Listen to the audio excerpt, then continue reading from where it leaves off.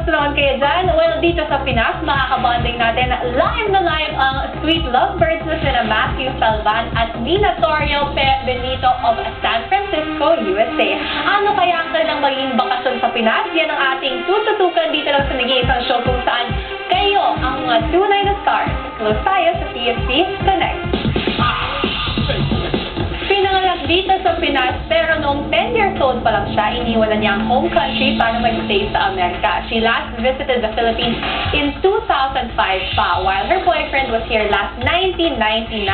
They are both successful in their own careers in the U.S. Nina works in an insurance company, while Matthew is a hotel manager. O, diba? Kilalanin natin ang ating mga bakasyonista kabonding na si Matthew and Nina of San Francisco, California. Yay!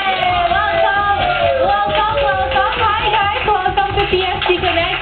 Welcome home also, of course. Okay guys, a few years na nakalipas. What do you miss most about the Philippines? For me, the food. Oh, syempre! The food and the people, especially family, that hard to see them every once in a while. So 10 years was too long to last see them. So coming back is nice to hang out with them. You guys don't get to eat Filipino food ba in San Francisco? Nakakakain din, but it's not the same. Yeah. Parang iba yung kumakain ng Pinoy food sa Pilipinas, nakasalo din yung mga family members. Yeah. How about you? What do you miss? Family first of all, and traffic. I'm just So what are your other plans while you're here? Are you staying in Manila lang, or are you planning to visit other places? For us, we're planning to go to Naga. We are going to Naga for my cousin's wedding. Okay, you have family in Naga. Yeah. Okay, aside from Naga, saan pa yung, kunyari may wish list kayo, if you could do everything you wanted to do here in the Philippines, where else would you go? gusto ko sanang makapunta sa Cebu, Palawan, Boracay, so yung mga resort. Yes, Yeah. yes. Puro beach. Feeling ko sa beach ang nahanap din yung Kasi lugar. malamig dun kaya wala masyadong, hindi namin ma-enjoy yung beach kasi malamig. Oh, I'm sure madaming nakaka-relate sa mga TFC subscribers sa mga feelings niyan. Live through them na lang, guys. You're so lucky because madami talaga tayong mga kababayan na pag-uwi dito gusto manood ng Wawawi. Pero unfortunately, hindi lahat nakakanood. But you guys, you came from there earlier.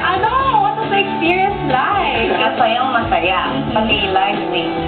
What else? Ano yung parang kaibahan niya pag nanonood kayo sa TV as opposed to nandun kayo live? And syempre, nakikisayaw ka, and then napipil mo yung energy ng crowd, kaya masayang masaya. Oh, what was it like for you watching Wawawi live? It's really exciting, actually. Just being a part of the crowd. Yeah. You actually feel the pride just from what shows are being produced, and everyone is watching it, so it just makes you feel really good to be a part of it. Eto na, any message for all your loved ones back home?